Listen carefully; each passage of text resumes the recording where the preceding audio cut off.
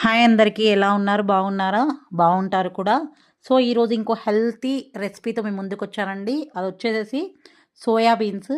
So, soya బీన్స్‌లో నేనైతే ఒక 10 healthy benefits చెప్తానండి. అది చాలా చాలా మంచిది. పిల్లలకైనా, పెద్దల ఏ ఏజ్ వాళ్ళైనా కూడా చాలా బాగా తినొచ్చు. సో, నేనైతే ఎలా చేసిన ప్రాసెస్ మీరు చూసేయండి. నేను దానికి సంబంధించిన బెనిఫిట్స్ చెప్తాను.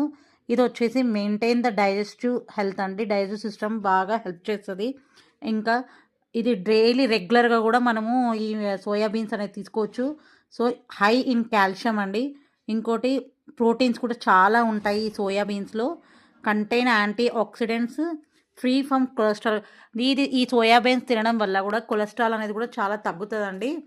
సో, ఇంకా దీనికొచ్చేసేసి source of the healthy fats and rich iron ఉంటదండి.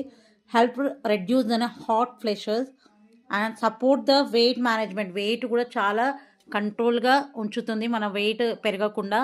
సో, సోయా బీన్స్ అనేది చాలా చాలా హెల్తీ బెనిఫిట్స్. పిల్లలు చాలా ఆల్మోస్ట్గా అంటే ఉట్టిగా కర్రీ తినమని తినడు. సో, ఇలా స్నాక్స్ ఐటెం లాగా చేస్తే చాలా బాగా తింటారు. ఇది కర్రీ లాగా తినొచ్చు. మనము ఇదేంది సపోజ్ పరోటా తీసుకుంటాం కదా, పరోటా లాగా కూడా చేసుకొని తినొచ్చు. చాలా రకాలుగా ఇది హెల్తీ అంటే చాలా హెల్తీ సోయా బీన్స్ అనేది.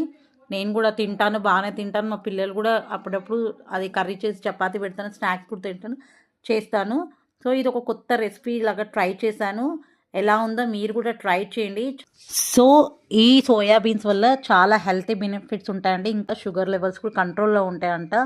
సో, ఇది కూడా మీ డైలీ లైఫ్‌లో సోయా బీన్స్ యాడ్ చేసుకోండి. చాలా మంచిది హెల్త్‌కి.